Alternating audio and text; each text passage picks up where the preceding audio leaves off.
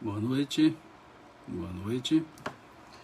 Sejam todos bem-vindos, sejam todas bem-vindas. Deixa eu só organizar o aparelho aqui. Ok. Mais uma organizada. Sejam todos bem-vindos, sejam todas bem-vindas.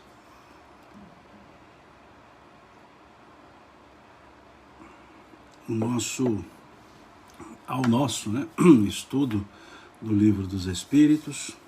Hoje, dia 31 de março, quarta-feira, nós temos esse hábito do estudo do Livro dos Espíritos, às quartas-feiras, aos domingos. Hoje peço permissão para encerrar um pouco mais cedo, porque às 9 horas eu tenho uma outra live, às 21 horas eu tenho uma outra live, e eu preciso sair um pouco mais cedo para poder entrar na outra sala, na outra live, para fazer os ajustes. Então nós vamos terminar um pouco mais cedo hoje, e no domingo nós continuaremos, o domingo às 10 horas da manhã. Então sejam todos bem-vindos, sejam bem-vindas, e vamos conversar então. Eu pediria ainda licença, pediria ainda uma permissão a vocês para começar a nossa conversa com um parêntese, ou seja, abrir a nossa conversa com um parêntese, ou com dois parênteses, pela data que é hoje, 31 de março. Porque em 31 de março de 1869, nós tínhamos o desencarne de Allan Kardec. Então hoje, 31 de março, nós estamos há 152 anos do desencarne de Kardec. Há 152 anos nós tivemos o retorno para o mundo espiritual daquele que Camille Flammarion chamou de o bom senso encarnado. No seu discurso de sepultamento do corpo de Kardec, Camille Flammarion foi dizer justamente isso, que Kardec era o bom senso encarnado.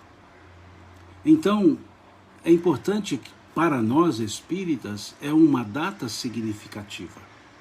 Para nós, os espíritas, é uma data que precisa ser pensada. Não no sentido de comemorar, no sentido ritualístico, modista, não. Datas como o desencarne de Kardec ou o nascimento do professor Rivaio de Kardec são datas simbólicas, são datas reflexivas. Porque se hoje nós estamos estudando o Livro dos Espíritos, é porque Allan Kardec, professor Rivaio, ele se dedicou a esse trabalho. Se hoje nós podemos conversar aqui sobre o Livro dos Espíritos, ditado pelos Espíritos, é porque o professor Allan Kardec se dedicou a um trabalho que contou muito com a vontade dele, com a dedicação dele. E isso é que nós devemos, ou é nesse sentido que nós devemos refletir, nesse sentido, porque vejamos, Kardec nos fala aqui no livro Obras Póstumas, num dos seus escritos, escrito em 12 de junho de 1856, 12 de junho de 1856, Kardec falando da sua missão, conversando com o Espírito de Verdade, o Espírito de Verdade diz para o professor Rivaio, para Allan Kardec: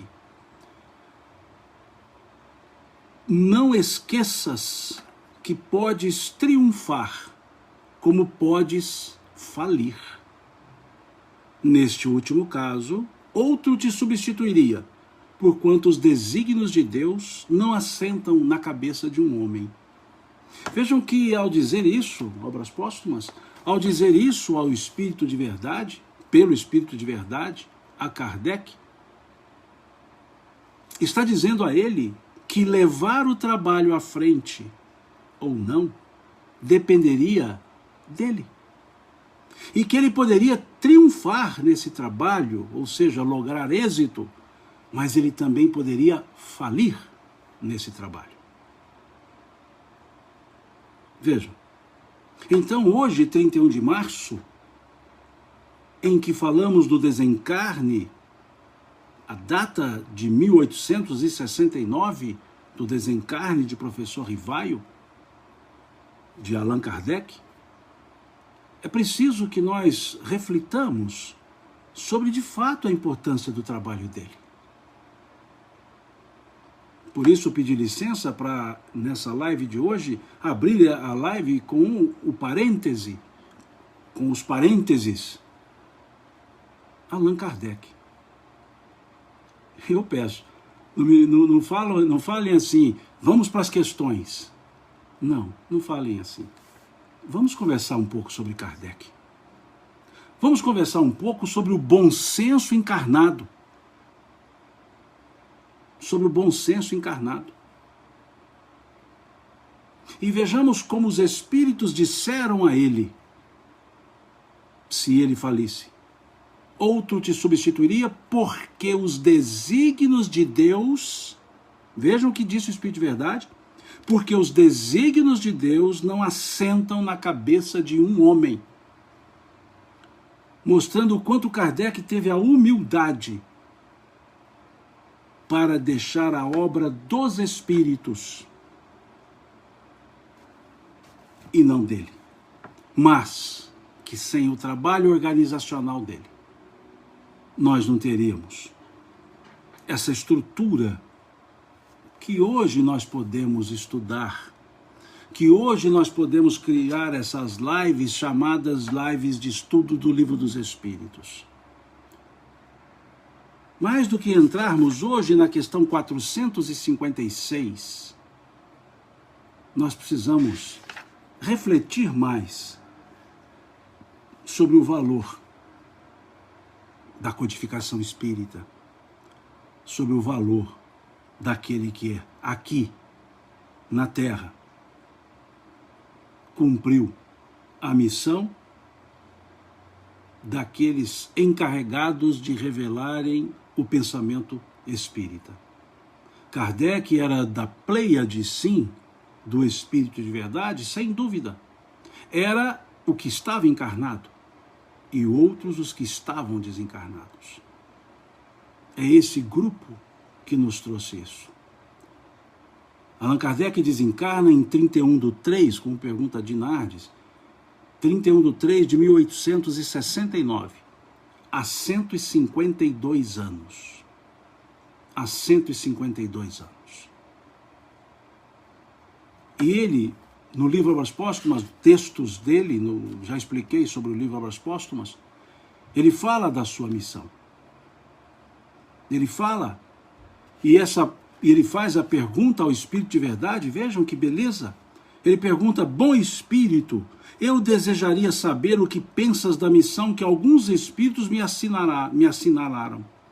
Dize-me, peço-te, se é uma prova para o meu amor próprio. Olha a pergunta que Kardec faz aos Espíritos, ao Espírito de Verdade. Dize-me, peço-te, se é uma prova para o meu amor próprio.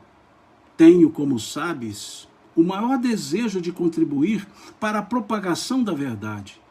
Mas do papel de simples trabalhador ao de missionário, em chefe, a distância é grande. E não percebo o que possa justificar em mim graça tal, de preferência a tantos outros que possuem talento e qualidades que eu não disponho. Vejam a humildade de Kardec conversando com o Espírito de Verdade.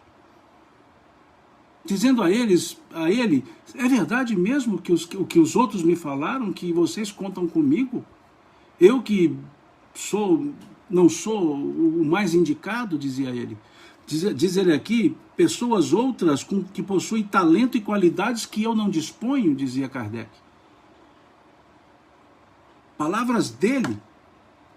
E o Espírito responde a ele: confirmo-te o que foi te dito, mas recomendo-te muita descrição, se quiseres sair-te bem.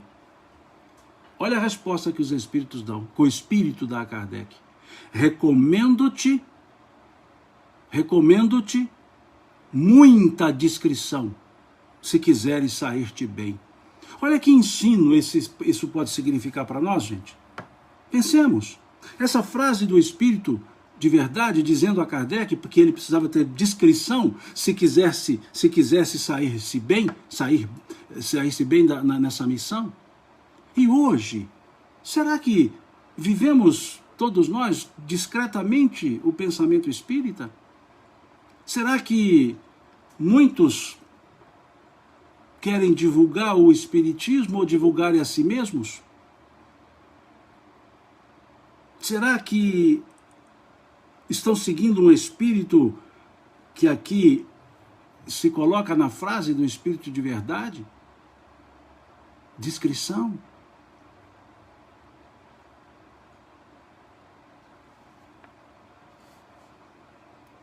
Vejam que eles continuam.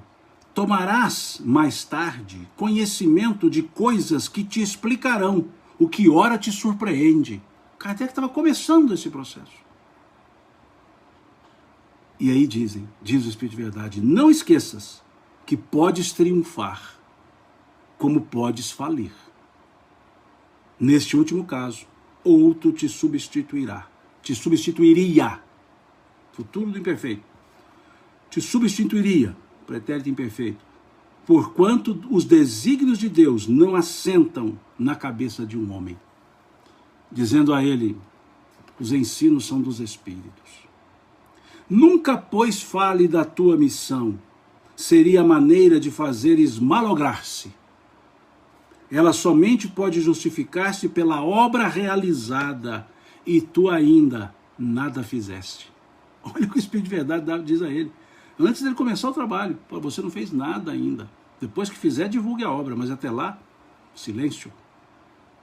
Se cumprires, os homens saberão reconhecê-lo cedo ou tarde, visto que pelos frutos é que se verifica a qualidade da árvore. E olha que Kardec volta a perguntar. Nenhum desejo tenho, certamente, de me vangloriar de uma missão na qual dificilmente eu creio. Se estou destinado a servir de instrumento aos desígnios da providência, que ela disponha de mim. Nesse caso, reclama a tua assistência do Espírito de Verdade e a dos bons espíritos, no sentido de me ajudarem e me ampararem na minha tarefa. Olha a resposta do Espírito de Verdade para Kardec. A nossa assistência não te faltará. Mas será inútil se de teu lado não fizeres o que for necessário. Vamos voltar à frase? Nossa assistência não te faltará, mas será inútil se de teu lado não fizeres o que for necessário. Adriana está perguntando que página estou lendo. Eu estou lendo o livro Obras Póstumas, que Kardec conversa com o Espírito de Verdade, porque hoje estamos no 152º ano do desencarne de Kardec, 31 de março. Então eu pedi licença logo no início da live, desculpe os que entraram depois, para que conversássemos sobre Kardec um pouco, para que falássemos sobre Kardec, não que a questão 456, que é o começo do tópico de hoje, mas que falássemos um pouco sobre Kardec. E nada melhor falar do que usando as palavras dele, do que lendo o que ele escreveu, do que lendo como ele conversou com o Espírito de Verdade. Isso para mim é muito significativo. Estamos aqui lendo o que ele, Kardec, escreveu, relatando o que ele conversou com o Espírito de Verdade, da sua missão que levou-nos a poder estudar esse livro, que infelizmente, há muitos espíritas que não conhecem a história contada por Kardec do trabalho que ele estava por fazer. Há muitos espíritas que não leram os textos que Kardec escreveu contando isso. E aqui ele estava iniciando, 1856, dia 12 de junho de 1856. Quase um ano antes dele publicar o Livro dos Espíritos. E ele relata nos seus textos, compilados no Obras Póstumas, como se deu esse trabalho dele, como se deu a sua missão, como que ele teve contato com o Espírito de verdade.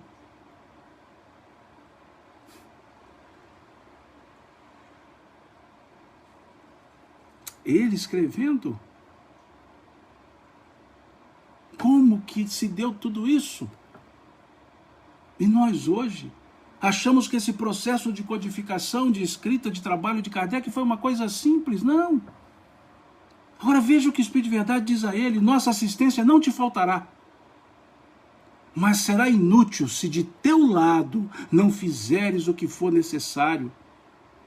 Ou seja, Kardec, você vai ter que trabalhar muito. Você vai desenvolver o trabalho. Nós, os espíritos, vamos orientá-lo. Vamos te trazer as respostas. Mas você que fará as perguntas. Mas você que fará as perguntas. Ou seja, vai depender de você, Kardec.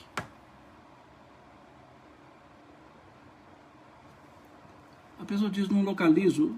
No meu livro, nessa edição da FEB, está na página 344, na edição da FEB. Minha missão é a segunda parte do livro. E segue. Tens o teu livre-arbítrio. Olha o Espírito de Verdade dizendo a Kardec. Tens o teu livre-arbítrio, do qual podes usar como entenderdes. Nenhum homem é constrangido a fazer coisa alguma.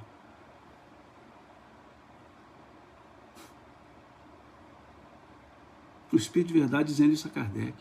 Em outras palavras, Kardec, nós estamos te convidando. Precisamos do seu trabalho. Precisamos que você se dedique. Mas o seu livre-arbítrio é um direito seu. Se você não quiser, tudo bem, disseram eles. Vejam, nenhum homem é constrangido a fazer coisa alguma. E aí Kardec pergunta ao Espírito de Verdade: que causas poderiam determinar meu malogro? Seria a insuficiência das minhas capacidades? Olha Kardec, gente.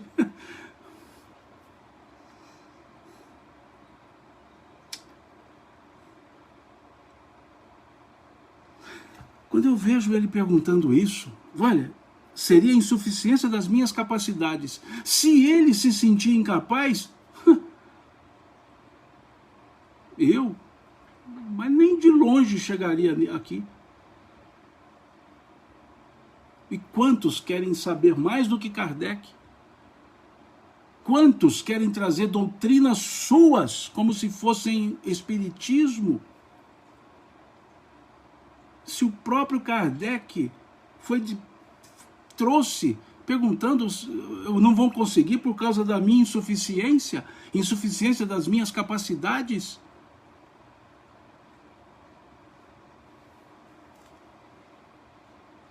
E o Espírito responde para ele: não.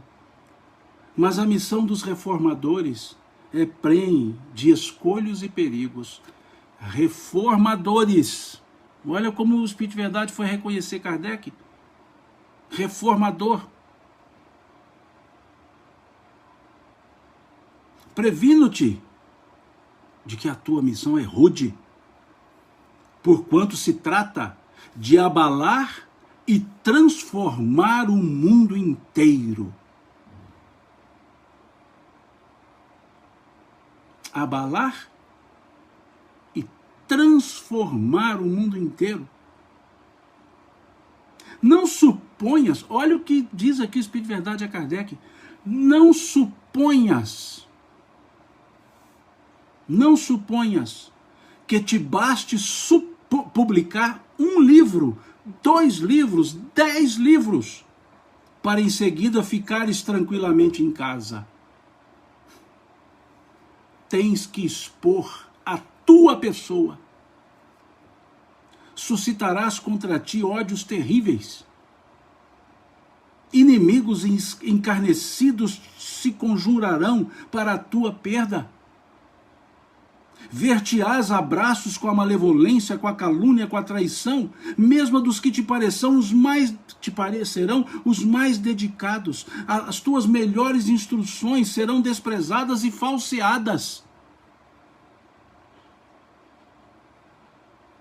Por mais de uma vez sucumbirás sob o peso da fadiga. Numa palavra, terás de sustentar uma luta quase contínua, com o sacrifício de teu repouso, da tua tranquilidade, da tua saúde e até da tua vida, pois sem isso viverias mais tempo. Ora bem, não poucos recuam quando em uma vez de uma estrada florida só vêm sob os passos urzes, pedras agudas e serpentes. Para tais missões não basta inteligência. Olha o que o Espírito de Verdade diz a ele. Para tais missões não basta inteligência. Faça mister, primeiramente, para agradar a Deus, humildade, modéstia e desinteresse. Humildade, modéstia e desinteresse. Visto que ele abate os orgulhosos, os presunçosos, os ambiciosos. Para lutar contra os homens são indispensáveis coragem, perseverança e inabalável firmeza. Também são de necessidade a prudência e o tato, a fim de conduzir as coisas de modo conveniente e não lhes comprometer o êxito com palavras ou medidas intempestivas. Olha o bom senso encarnado. Exigem-se, por fim, devotamento, abnegação e disposição a todos os sacrifícios. Vês, assim, que a tua missão está subordinada a condições que dependem de ti. Vejam, vês assim que a tua missão, o Espírito de Verdade dizendo a Kardec, está subordinada a condições que dependem de ti.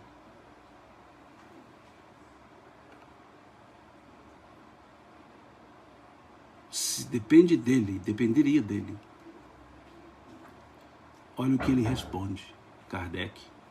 Espírito de Verdade, agradeço os teus sábios conselhos. Aceito tudo, diz Kardec. Aceito tudo, sem restrição, disse ele, e sem ideia preconcebida. Aceito tudo, sem restrição e sem ideia preconcebida.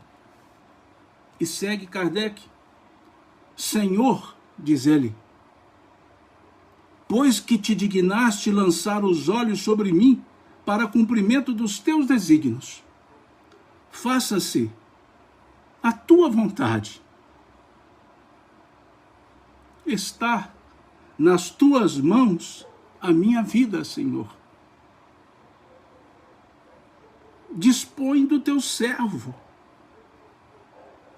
Dispõe do teu servo. Reconheço a minha fraqueza diante de tão grande tarefa. A minha boa vontade não desfalecerá. As forças, porém, talvez me traiam.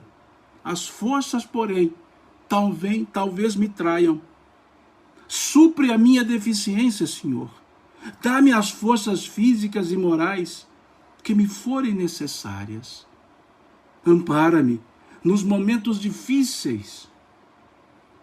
E com o teu auxílio e dos teus celestes mensageiros, tudo envidarei para corresponder aos teus desígnios.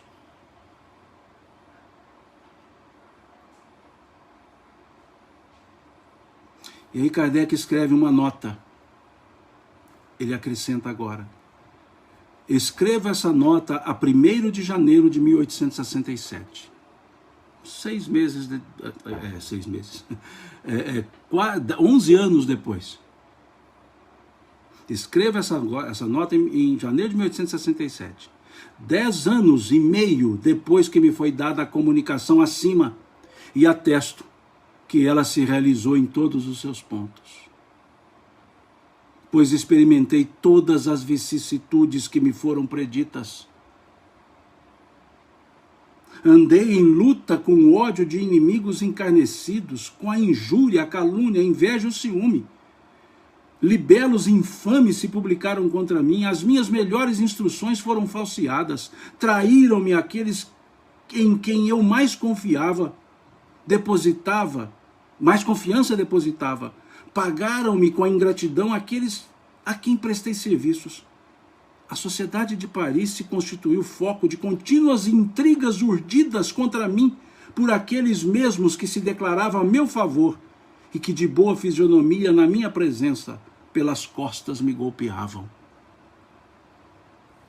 Disseram que os que se me conservavam fiéis estavam a minha soldada e que eu lhes pagava com dinheiro que ganhava do espiritismo. Nunca mais me foi dado saber o que é repouso. Mais de uma vez sucumbi ao excesso de trabalho, tive abalada a minha saúde e comprometida a minha existência. Graças, porém, à proteção e assistência dos bons espíritos, que incessantemente me deram manifestas provas de solicitude, tenho a ventura de reconhecer que nunca senti o menor desfalecimento ou desânimo, e que prossegui sempre com o mesmo ardor no desempenho da minha tarefa, sem me preocupar com a maldade de que era objeto. Segundo a comunicação do Espírito de Verdade, eu tinha de contar com tudo isso, e tudo se verificou. Mas também, a par dessas vicissitudes, que de satisfações experimentei, vendo a obra crescer de maneira tão prodigiosa, com que compensações deliciosas foram pagas as minhas tribulações, que de bênçãos e de provas de real simpatia recebi da parte de muitos aflitos, a quem a doutrina consolou. Este resultado não me anunciou o Espírito de Verdade, que sem dúvida, intencionalmente, apenas me mostrara as dificuldades do caminho. Qual não seria, pois, a minha ingratidão se me queixasse? Se dissesse que há uma compensação entre bem e o mal, não estaria com a verdade. Porquanto o bem, refiro-me às satisfações morais, sobrelevaram o muito de mal. Quando me sobrevinha uma decepção, uma contrariedade qualquer, eu me elevava pelo pensamento, acima da humanidade, e me colocava antecipadamente na região dos espíritos, e desse ponto culminante, donde divisava o da minha chegada, as misérias da vida deslizavam por sobre mim, sem me atingirem. Tão habitual se tornara esse modo de proceder, que os gritos dos maus jamais me perturbaram. Vale a pena ler essas falas de Kardec, ele dizendo isso, para que o 31 de março não seja uma data, 31 de março de 1869, o seu desencarne, mas seja sempre um momento de reflexão. Momentos de reflexão.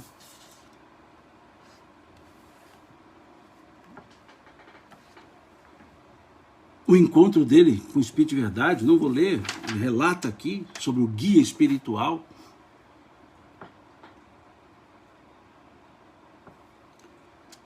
E aqui ele vai dizer várias vezes sobre como se deu esse encontro. E uma pergunta eu vou ler aqui de tudo isso, uma das perguntas, não pela pergunta, mas pela resposta que o Espírito de Verdade deu a Kardec. Depois de muito perguntar sobre o seu trabalho, ele pergunta assim ao Espírito de Verdade: disseste que serás para mim um guia que me ajudará e me protegerá. Compreenda essa proteção e o seu objetivo dentro de certa ordem de coisas, mas poderias dizer-me se essa proteção também alcança as coisas materiais da minha vida? Veja, Kardec perguntando, olha, eu sei a proteção para o trabalho, mas e as outras coisas da minha vida? Vou ter essa proteção? E o Espírito de Verdade responde para ele: nesse mundo, A vida material é muito de ter-se em conta. Olhem agora a frase do Espírito de Verdade.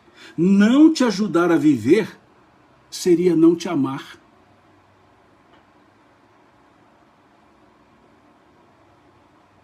Ouvi isso do Espírito de Verdade, gente. Veja com a profundidade disso.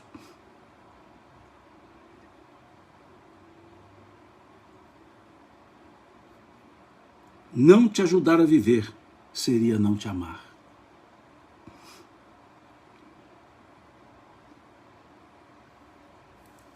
E ele segue tudo aqui. Leiam, quando possível, a segunda parte. Leiam.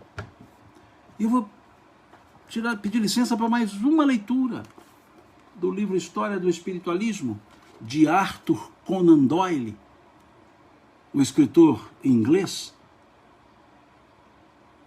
Arthur Conan Doyle, traduzido por Herculano Pires, desculpa, por Canuto de Abreu, e com o prefácio do Herculano Pires, História do Espiritualismo, de Arthur Conan Doyle. No capítulo que ele fala do espiritualismo na França,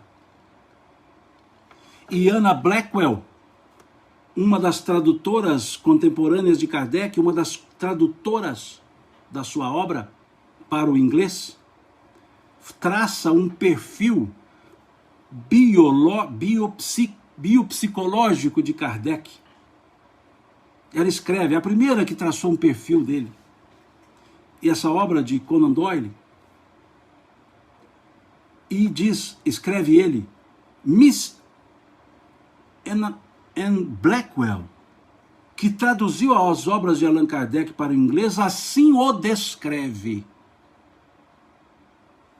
E veja como Anna Blackwell traduz, descreve Kardec.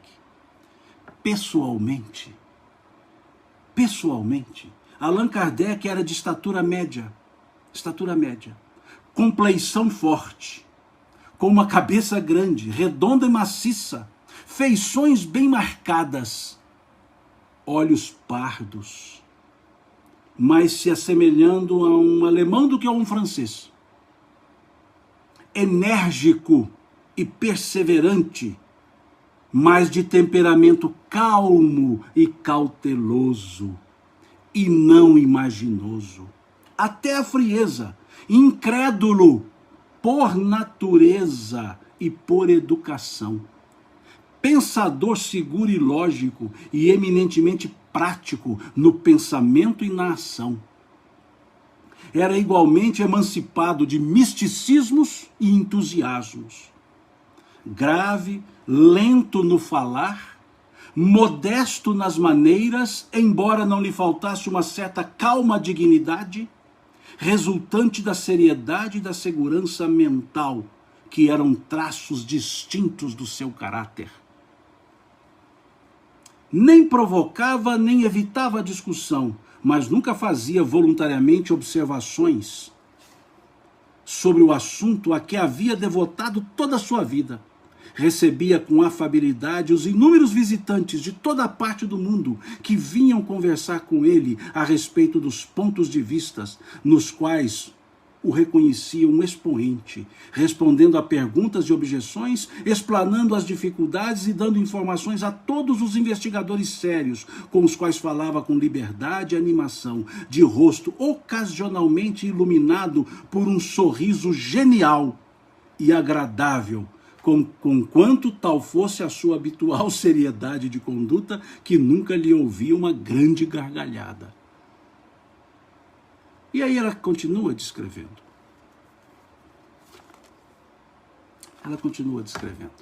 Que não vou continuar. Eu só estou dizendo isso aqui, fiz essa descrição, para nós entendermos o que está lá no início da missão que ele escreve no livro Obras Póstumas, quando pela primeira vez o senhor Fortier lhe procura, procura Kardec, dizendo a ele: professor, as mesas andam, se movimentam sozinhas. E ele diz: nada de estranho há nisso, pois se pode magnetizar uma pessoa, também se pode magnetizar objetos. diz ele. E aí o Sr. Fortier diz, mas as mesas falam, elas respondem perguntas. E Kardec diz assim, provai-me que as mesas têm cérebro para pensar, nervos para sentir. Do contrário, o que me contas nada mais é do que histórias para nos fazer dormir em pé. Vejo um homem frio ali, cauteloso, ou seja, incrédulo por natureza e sistema, por natureza e educação. Olha, dizendo, para mim isso é história para fazer dormir em pé. Um ano depois ele encontra com o Sr. Calotti. Um ano depois, 1855, ele se encontra com o Sr. Calotti. E o professor Calotti diz a ele que as mesas se movimentavam por obra dos espíritos. E Kardec já ficou curioso. No ano seguinte, 1856, com o Sr. Partier, ele vai à casa de Madame Plaine-Maison e vê as mesas se movimentando. Percebe as mesas respondendo. Percebe a cesta de vinho e com a pena, com lápis escrevendo. E ele havia dito lá atrás, que eram histórias para fazer dormir em pé, diz, enquanto todos se divertiam com aparentes futilidades, eu entrevia naquele fenômeno a manifestação de uma lei da natureza que a humanidade sequer sonhou em conhecer e me propus a estudá-la. Da mesma forma que 2 anos antes ele disse isso para estudar. Enquanto todos se divertiam com aparentes futilidades, eu entrevia naquele fenômeno a manifestação de uma lei que a humanidade sequer sonhou conhecer e me propus a estudá-la. É a primeira parte da minha missão dele, lá da segunda parte do livro Obras Póstumas. E Kardec, encerrando, porque daqui a pouco eu entro numa outra live e já estão me ligando aqui dizendo que eu estou atrasado para entrar na outra live. E Kardec fez tudo isso com o apoio dos espíritos, sim. Mas ele teve um apoio. Ele teve um apoio incondicional de um outro espírito tão elevado quanto, que estava em Gabrielle Boudet, sua esposa. Encarnados estavam 2 espíritos da Pleiade, professor Allan Kardec e Amélie Gabrielle Boudet. A doce Gabi, como ele mesmo chamava. Quando falamos Kardec, mas também falamos Amélie Gabrielle Boudet, cujo corpo se encontra também sepultado no mesmo dome, no mesmo túmulo, do lado de Allan Kardec. Do lado de Allan Kardec. Porque ela era o lado de Allan Kardec. Suporte, base, companheira, ajudante, disposta a animá-lo quando necessário. Ela foi aqui também uma dos espíritos da codificação. Ela também. Então fica aqui o agradecimento a vocês pela paciência e pela compreensão de não caminhar hoje pelo estudo do Livro dos Espíritos. Ao Criador pela vida. A Kardec pelo trabalho. A Amélie Gabrielle Boudet pelo trabalho. Ao casal, senhor Allan Kardec, senhora Amélie Gabrielle Boudet, o nosso agradecimento pelo trabalho que vocês fizeram e trouxeram aqui para nós a oportunidade de conhecermos o Espiritismo. Obrigado a vocês pela paciência. Deus lhes pague. E eu peço licença para encerrar, porque eu preciso entrar na outra live. Fiquem com Deus até o domingo, se Deus quiser.